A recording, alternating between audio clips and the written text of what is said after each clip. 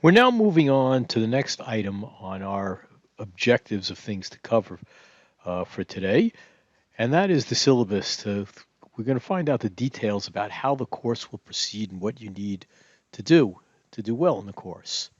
Okay, so let me just swing forward. You saw who I am. You got to see the legs and everything. You remember. You got my history. I introduced myself. Then you introduced yourselves. You took a look at Michael Sandel's Justice, or at least part of his course on justice, the first few minutes. And we talked about a moral problem, and you got a chance to express your opinions on it, which we will come back to. But right now, we're going to turn to the syllabus, and you have downloaded it, and you've uploaded it twice, I hope. Now, let's go through. Get that syllabus in front of you. Let's go through so make sure we understand it. Okay. Whoops. Wrong. This course is Philosophy 7400-01.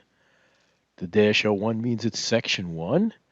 And the number in parentheses is the CUNY first ID of the course, which is 15,204. Introduction to Ethics is the title of the course. It is a writing intensive course and a zero textbook course. You know who I am because I've introduced myself already.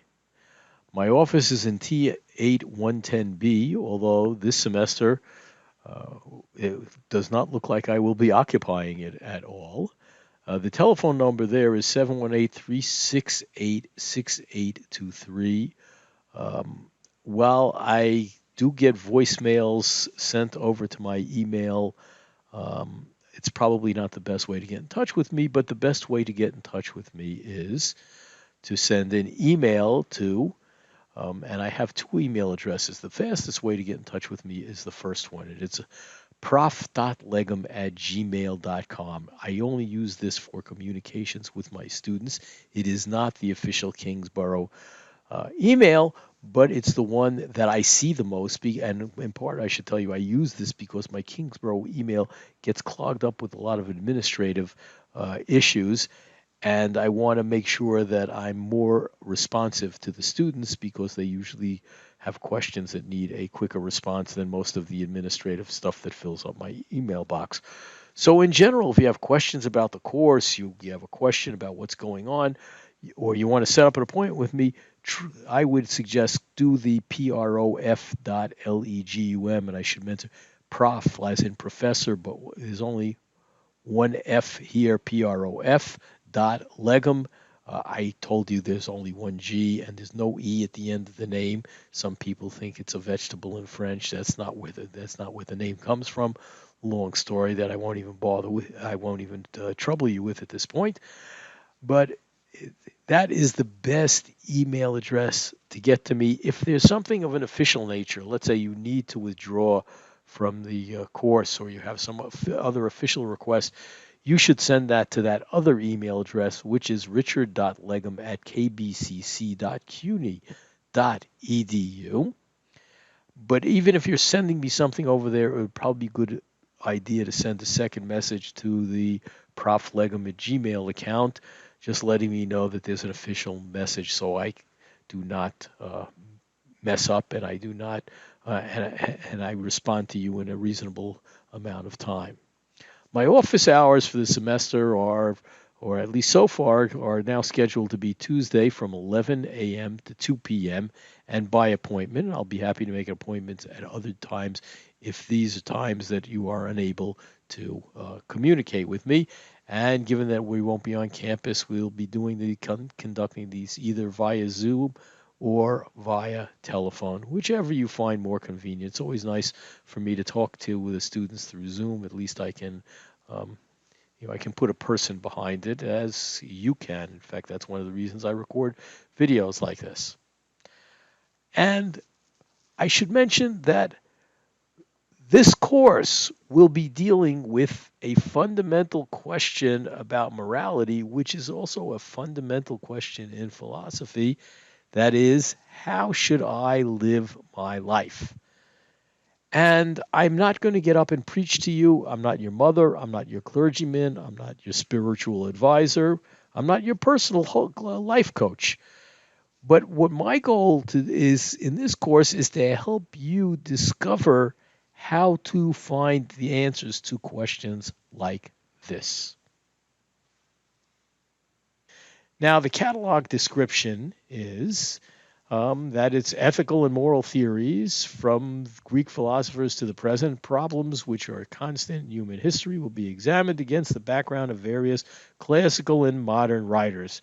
Pretty wide latitude of what we do in this course. Just for you to understand, Philosophy 7400 fulfills a CUNY Pathways Flexible Core um, requirement. This is a distribution requirement that the city university has set up to enforce some kind of to make it easy, really, for you to transfer from a 2 year college to a 4 year college, or a transfer within the CUNY system. That is, in the first 2 years, you spend time doing, or I should say, you spend a significant amount of time fulfilling distribution requirements, and this is one of them. There are 5 groups that they have, these flexible core, that you have to take at least one course in each of these 5 groups. This course is in the individual and society requirements, so if you successfully complete it, you will have fulfilled that CUNY requirement. Now, to really describe what we're going to do with the course, as I said, the course, the catalog description leaves a lot open for me to deal with, but this course is an introduction to the philosophical study of morality. That is, we're going to study the most influential modern ethical theories. They have their basis in ancient Greek philosophy and ancient philosophy, but we're really going to talk about the two, or spend most of our time talking about the two most influential modern ethical theories and how they've been employed to resolve contemporary moral issues and how they play in discussions of contemporary moral issues. These issues and theories are going to be examined from the perspective of enabling you, the student, to better understand, think about, and rationally discuss your decisions from a moral point of view, or your decisions about moral judgments. Slip back in the wrong direction. We should keep in mind that philosophy focuses on the person's reasons for believing things. We're not so much concerned about what your moral beliefs are, but rather we want to examine the reasons that you have. And furthermore, in our discussions, we want to be able to discuss other people's reasons to try to get to the right answer. And we'll be examining these most influential modern ethical theories. One originates with two English gentlemen, Jeremy Bentham and John Stuart Mill. We'll be spending most of our time on John Stuart Mill's version of utilitarianism or consequentialism. And the other one is a theory that is attributed to, and correctly attributed to, Immanuel Kant, and it's called deontology, but we'll talk a little bit more about that in a second. So we're going to be examining these ethical or moral theories, and these have really been proposed by many philosophers to explain and justify moral judgments, and we're going to see how that all works.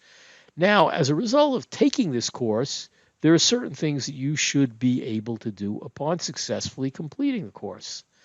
And the first thing is to understand alternate concepts of what's worth valuing and what makes our actions right or wrong, of fundamental concepts of ethics, and to be able to apply the concepts to answering major life questions like, should there be a death penalty? Should abortion be legal? Is terrorism ever permissible under any circumstances? Should terrorists be tortured for information? Should marijuana be legalized? Should people be permitted to own guns?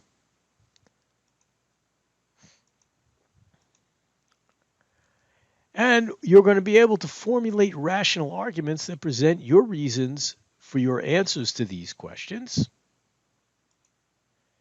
You'll be able to defend your answers from objections, and you'll be able to rationally discuss these issues with others with whom you may disagree, and perhaps at a bare minimum understand their reasons. And if you've decided that they're bad reasons, at least understand why you think they're bad reasons and be able to explain that in a rational fashion. Now, while there are required materials in this course, there are no required textbooks. We'll be taking readings from public sources, and it'll be posted where I can possibly do that on Blackboard. Otherwise, you'll be given the references. Mostly, the readings will be taken from sources publicly available on the internet. However, nonetheless, I'd suggest a couple of books. These are my recommendations, especially if you're having difficulty following the primary materials that we're looking for. First of all, there's the Cartoon Introduction to Philosophy, which is what they call a graphic textbook. Something you might have heard in English. They talk about graphic novels. They're talking about comic books. Now, I got to tell you, when I first heard about this, I thought this was like a harebrained idea. That is, why are we going to have a comic book in a college classroom? However, after I got a hold of this at a conference, and I actually bought a copy myself, and I understood what they were talking about, I read through it very carefully, and I discovered that it really is an excellent way of presenting a lot of the material about what the questions of philosophy are and what philosophers have proposed as the answers to these questions. So if you and in the course, this is an introductory course in philosophy, so we're going to be talking very briefly, but we're talking a little bit about what philosophy is and what ethics is and how one has to do with the other. This is an excellent textbook. In fact, I will take some material out of here for you to read, but I'd recommend reading the entire book. There's another good book, an introductory book to ethics called Hornbook Ethics by Charles Cardwell. And by the way, I'll mention you can find links to these books in Amazon where you can pick them up in our course in Blackboard in the course information section. And Hornbook Ethics, short book, will talk about moral arguments and give you the basics, the moral theories that we're talking about. Interesting book. I think it could be helpful in giving you an understanding. And there are two books written by a retired professor of philosophy, which were basically his teaching notes. One is called Understanding John Stuart Mill, and a good percentage, about half of that book, is on utilitarianism. And the other one is Understanding Immanuel Kant, and most of the book is understanding his moral theory. And I think these are some excellent books, excellent resources that you have. But as I said, they are recommended but not required. And what that means is I will not assign readings from that, nor will I require that you know material from any of these books unless I give you, let's say, a handout with some small portion of these books, which I probably will do at least with one or two of them.